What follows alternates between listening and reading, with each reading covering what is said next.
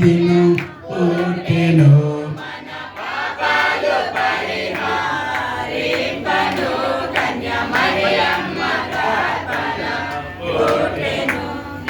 భయపడక వినుడి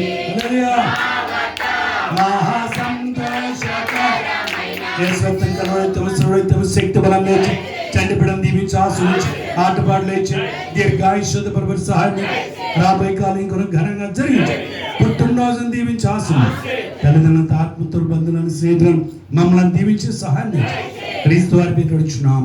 ఆమేన్. ఓకే అందరూ